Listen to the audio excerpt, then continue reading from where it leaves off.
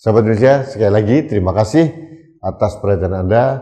Saya juga sekali lagi mengucapkan selamat kepada Del Pedro dan kawan-kawan serta keluarganya, dan kita memasuki babak baru bersama-sama meluruskan kebengkokan penegakan hukum agar Indonesia, negara ini bukan hanya negara demokrasi tapi juga negara hukum yang digunakan sebagai panglima untuk memandu jalannya kehidupan masyarakat di negeri ini.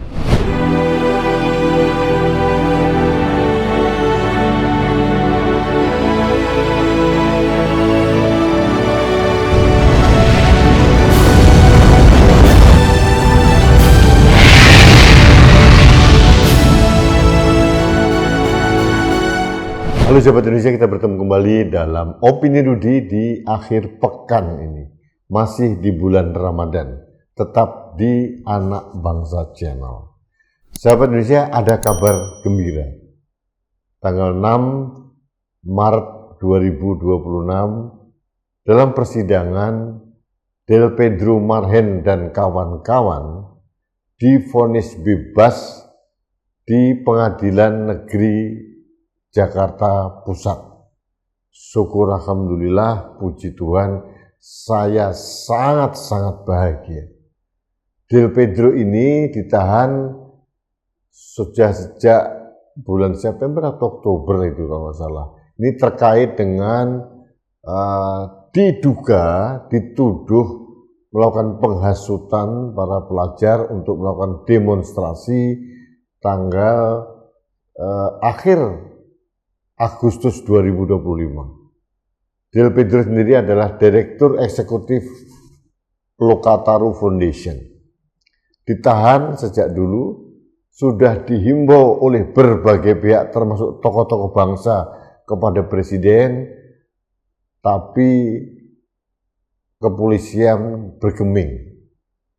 Tetap tidak mau mengeluarkan Del Pedro di tahanan, diproses hukum terus. Kejaksaan pun sama, akhirnya dipersidangkan. Dalam beberapa hari ini kita mendapatkan kabar akhirnya Del Pedro Marhen dan kawan-kawan bebas. Ini angin segar. Ini bagi saya adalah upaya serius dari negara untuk meluruskan penegakan hukum yang bengkok. Ini yang membuat kita sedih. Harusnya semua aparat penegak hukum, APH mulai polisi, jaksa, hakim, pengacara dan sebagainya mengerti bahwa apa yang terjadi di dalam negeri ini itu mendapatkan sorotan dunia.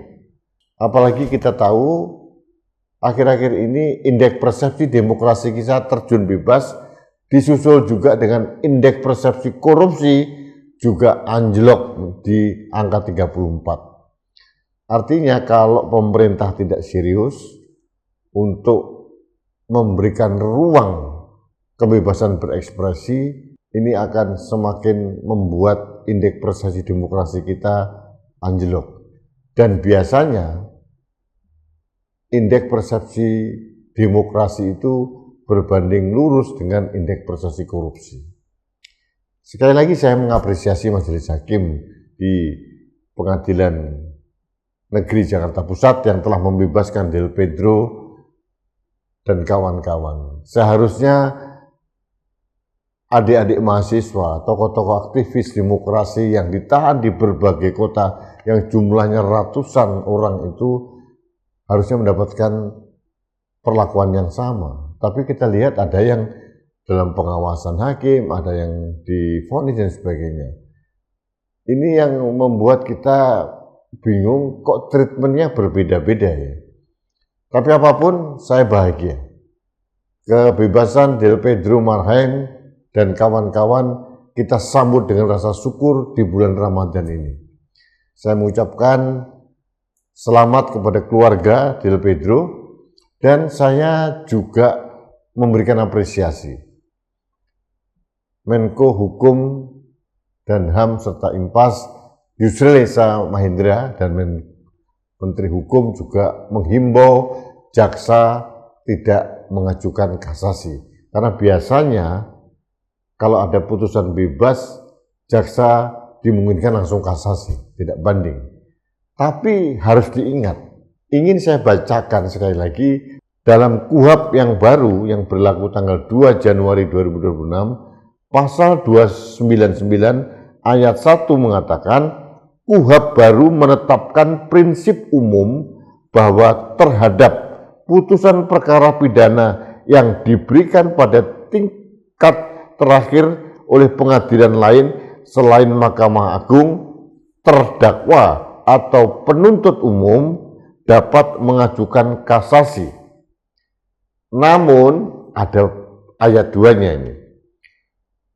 Memberikan pengecualian dengan menyatakan bahwa kasasi tidak dengan Namun ada pengecualiannya. Di ayat 2 memberikan pengecualian dengan menyatakan bahwa kasasi tidak dapat diajukan terhadap A. Putusan bebas, B. Putusan berupa pemaafan hakim, C. Putusan berupa tindakan, D. Putusan terhadap tindak pidana yang diancam dengan pidana penjara tidak lebih dari 5 tahun atau pidana denda kategori 5. Dan yang terakhir E. Putusan yang diperiksa dengan acara pemeriksaan singkat. Kalau merujuk pada pasal 299 ayat 2 di KUHP kita yang baru, tanpa dihimbau oleh siapapun, seharusnya jaksa penuntut umum tidak memungkinkan, tidak boleh mengajukan kasasi. Jadi mohon juga kepada kejaksaan mematuhi KUHP yang baru, karena meskipun Del Pedro dituntut pada saat masih KUHP yang lama dan KUHP yang lama, tapi sekarang proses hukumnya ini masuk pada proses transisi, seharusnya itu diambil yang lebih menguntungkan terdakwa. Artinya dalam kategori ini harusnya pasal 299 ayat 2 berlaku untuk Del Pedro, sehingga tidak lagi ada upaya hukum lain yaitu kasasi yang diajukan oleh jaksa penuntut umum. Dan bagi saya seharusnya ini selesai.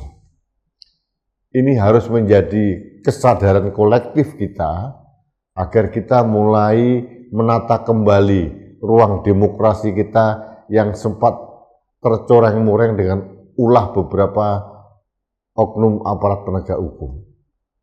Kebebasan berekspresi termasuk demonstrasi, mengeluarkan pendapat itu dijamin oleh konstitusi. Harusnya itu benar-benar dijaga dan tidak dikriminalisasi.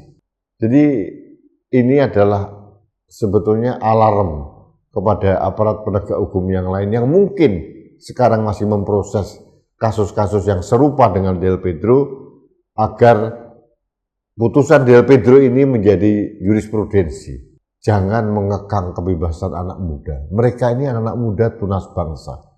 20 tahun lagi merekalah yang memegang kendali negara ini.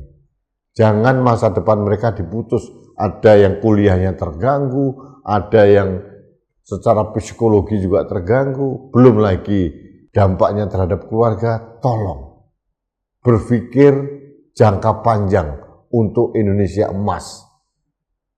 Aparat penegak hukum jangan berpikir pragmatis, hanya berdasarkan kepentingan dan memakai kacamata kuda. Apalagi di undang-undang sudah mengatakan hal ini. Jadi sekali lagi sahabat Indonesia, kalau kita mengacu pada pasal 299 KUHP yang baru, khususnya di ayat 2, Del Pedro tidak mungkin untuk dikasasi oleh jaksa penuntut umum. Tapi kita lihat saja, mudah-mudahan jaksa disiplin, jaksa tunduk terhadap undang-undang yang ada. Kalau aparat penegak hukum tidak tunduk pada undang-undang, siapa lagi?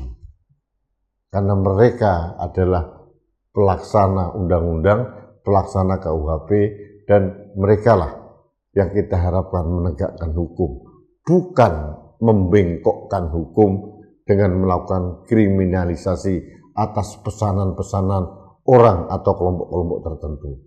Mari kita bersama-sama, semua komponen bangsa, dengan semua apa yang kita lakukan, mulai dari masyarakat sipil, pemerintah, aparat penegak hukum, bersama-sama kita menaikkan kembali indeks persepsi demokrasi kita, dan sekali lagi saya katakan itu akan berdampak pada indeks persepsi korupsi di mata dunia internasional, agar kita beranjak pada negara yang dianggap represif, negara yang dianggap otoriter, dan kalau itu terjadi sia-sia perjuangan reformasi 98. Sahabat Indonesia, sekali lagi terima kasih atas perhatian Anda. Saya juga sekali lagi mengucapkan selamat kepada Del Pedro dan kawan-kawan serta keluarganya, dan kita memasuki babak baru bersama-sama meluruskan kebengkokan penegakan hukum agar Indonesia, negara ini bukan hanya negara demokrasi, tapi juga negara hukum yang digunakan sebagai panglima untuk memandu jalannya kehidupan masyarakat di negeri ini.